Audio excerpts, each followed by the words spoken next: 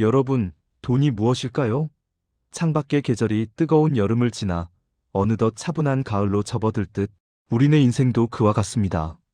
숨가쁘게 달려온 청춘의 시기를 지나 이제는 인생의 가을 혹은 겨울의 초입에 들어선 이 시기를 우리는 흔히 제2의 인생이라 부릅니다. 그런데 막상 이 자리에 서고 보니 여유로움보다는 막막함이 앞서는 것이 솔직한 심정입니다. 남은 생을 버틸 돈은 충분할까? 몸이 아프면 어쩌나? 자식들에게 짐이 되진 않을까? 하는 현실적인 고민들이 불쑥 찾아오곤 합니다. 서점에는 노후 대책, 은퇴 자금 만들기 같은 책들이 넘쳐납니다. 세상은 우리에게 끊임없이 더 모아야 한다. 더 꽉 쥐고 있어야 대접받는다고 말합니다. 하지만 곰곰이 생각해 봅시다. 통장의 잔고가 넉넉하다고 해서 정말 마음까지 넉넉하던가요? 우리는 주변에서 많은 재산을 가졌음에도 외롭게 늙어가거나 유산 문제로 가족과 등을 지는 안타까운 모습들을 종종 봅니다. 반면 소박하게 살면서도 품위와 웃음을 잃지 않는 분들도 계십니다. 이 차이는 어디서 올까요? 그것은 돈의 액수가 아니라 돈을 바라보는 태도에서 옵니다. 오늘 저는 수천 년의 시간을 견뎌내며 인류에게 지혜를 전해온 오래된 고전, 성경 바이벌 속에 담긴 삶의 통찰을 나누고자 합니다. 이 오래된 지혜서는 돈을 단순히 교환 수단으로 보지 않고 우리 인생을 비추는 거울로 바라봅니다. 어떻게 하면 돈에 휘둘리지 않고 돈을 다스리며 품격 있게 나이 들 수 있을지 그 길을 제시합니다.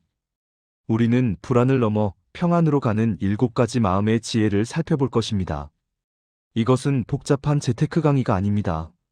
오히려 마음의 짐을 내려놓고 진짜 소중한 것으로 채우는 마음 정리의 시간입니다.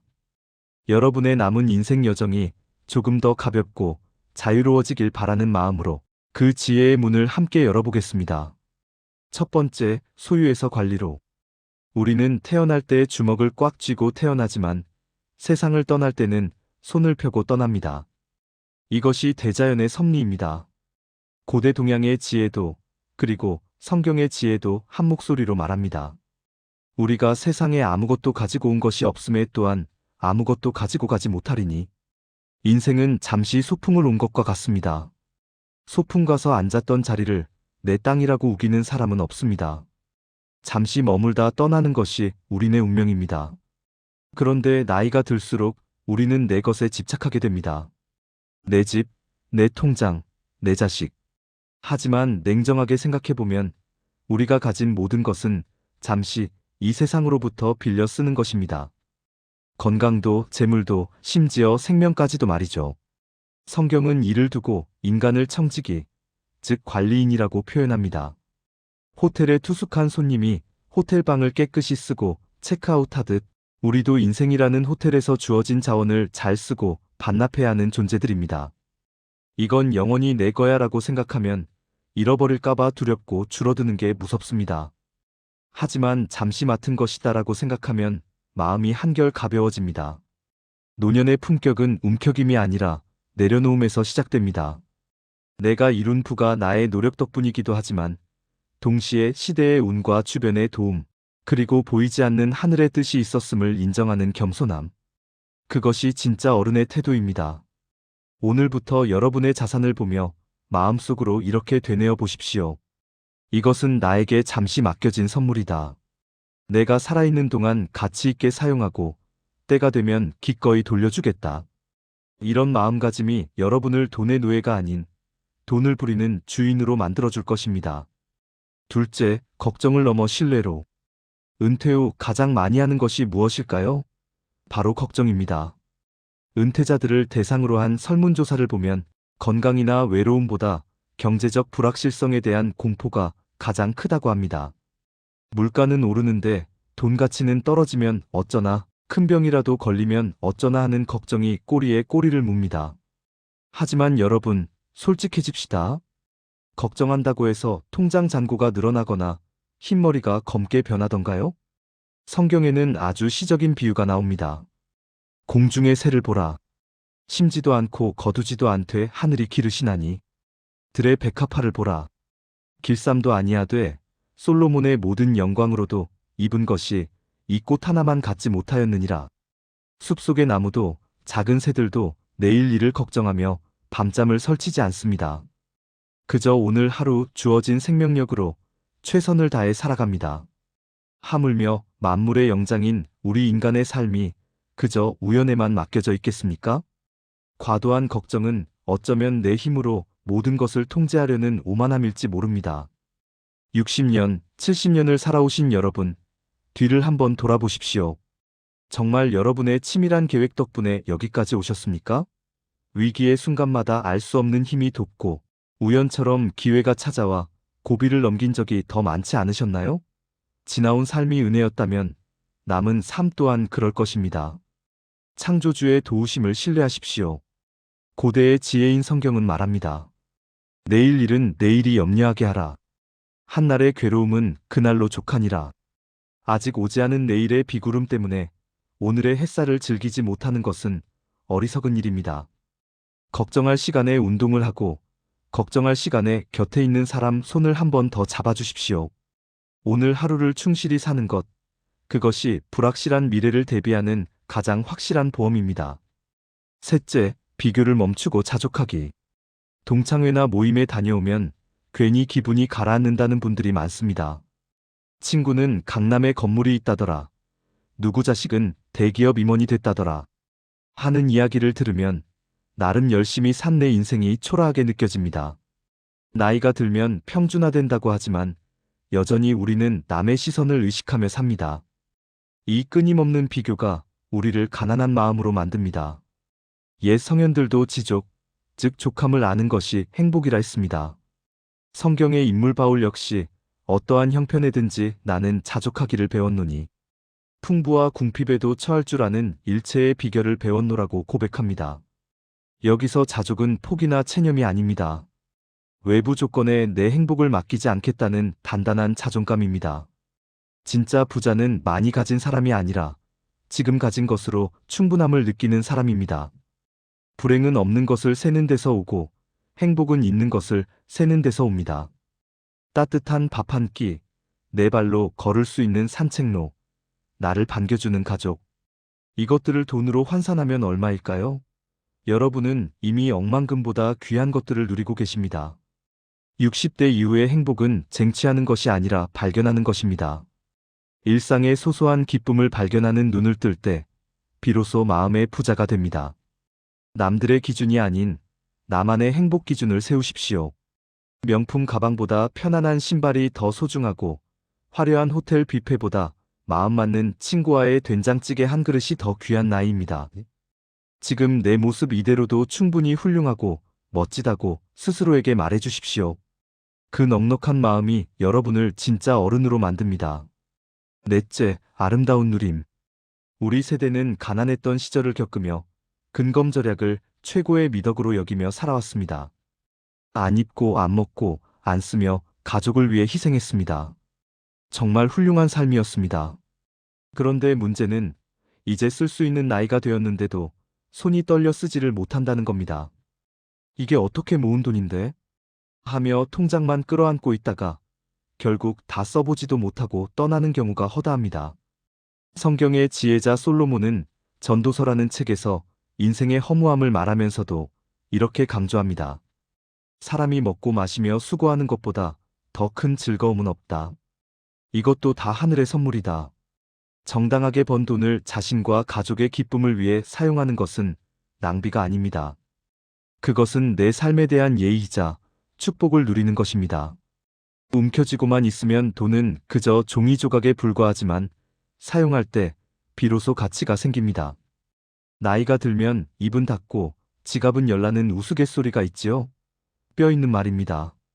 60대 이후에는 나를 위한 소비뿐만 아니라 사람을 위한 소비를 늘리십시오.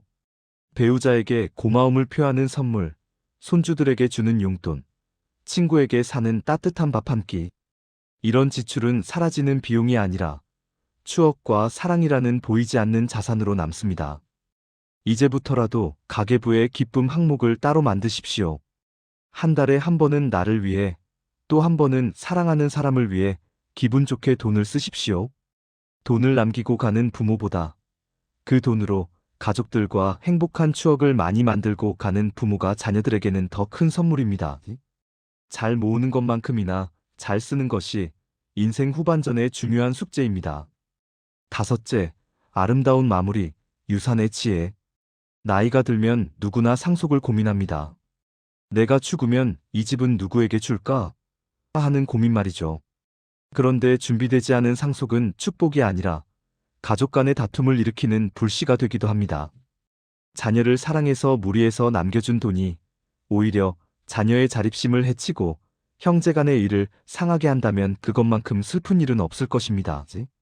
오래된 지혜서인 잠언에는 처음에 속히 잡은 산업유산은 마침내 복이 되지 아니하느니라는 경고가 있습니다.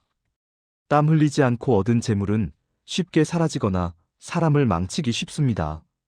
진정한 사랑은 자녀에게 평생 돈을 대주는 것이 아니라 자녀가 스스로 인생을 헤쳐나갈 수 있도록 믿고 지켜봐주는 것입니다. 60대 이후 부모의 역할은 물주가 아니라 정신적 멘토가 되어야 합니다. 통장이나 부동산보다 더 중요한 유산이 있습니다.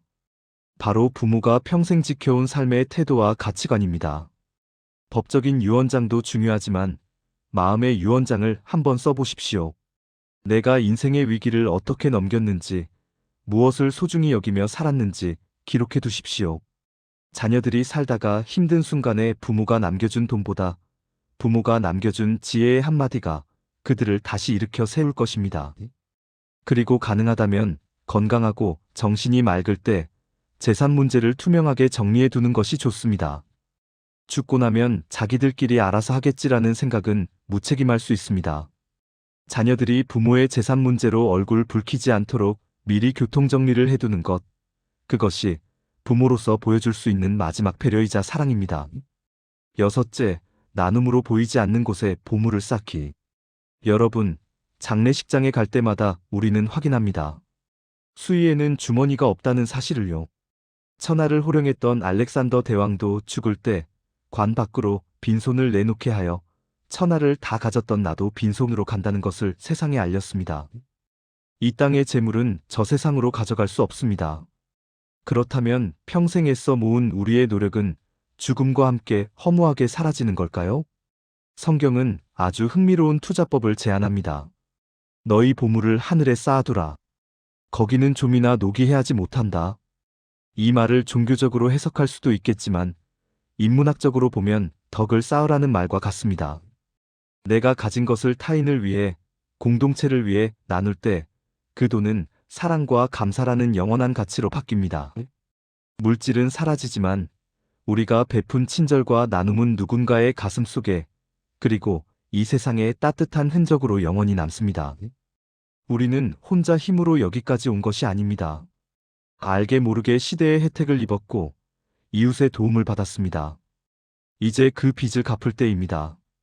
거창한 기부가 아니어도 좋습니다. 어려운 이웃을 위한 작은 후원, 재능 기부, 혹은 다음 세대를 위한 장학금. 내 손을 떠난 물질이 누군가의 눈물을 닦아주고 희망이 된다면 그것이야말로 가장 보람찬 소비 아니겠습니까? 움켜쥐면 그저 욕심 많은 노인이 되지만 베풀면 존경받는 참된 어른이 됩니다. 나눔을 통해 느끼는 기쁨, 누군가의 삶에 도움이 되었다는 보람은 노년의 삶을 고독에서 건져내고 활력을 주는 최고의 영양제입니다. 여러분의 마지막이 인색함이 아닌 넉넉함으로 기억되기를 바랍니다. 사랑하는 여러분, 오늘 우리는 60대 이후 삶을 풍요롭게 하는 7가지 마음의 기술을 나누었습니다. 첫째, 주인이 아닌 관리자의 마음으로 가볍게 살기. 둘째, 삶에 돕는 분이신 창조주를 믿고 걱정을 내려놓기. 셋째, 남과 비교하지 말고 현재에 만족하기. 넷째, 주어진 삶을 죄책감 없이 기쁘게 누리기. 다섯째, 돈보다 더 귀한 정신적 유산을 남기기. 여섯째, 나눔을 통해 세상의 아름다운 덕을 쌓기. 그리고 마지막 7째로 인생의 창조주이신 하나님의 도우심을 기대하며 감사하기입니다. 혹시 나는 이미 늦었어, 가진 것도 별로 없어라고 생각하십니까? 아닙니다. 인생의 가치는 길이보다 깊이에 있습니다. 여러분, 여러분의 남은 인생은 덤이 아니라 가장 아름답게 무르익은 인생의 클라이맥스입니다. 수천 년을 이어온 이 지혜가 여러분의 삶을 든든하게 받쳐주는 지팡이가 되기를 바랍니다.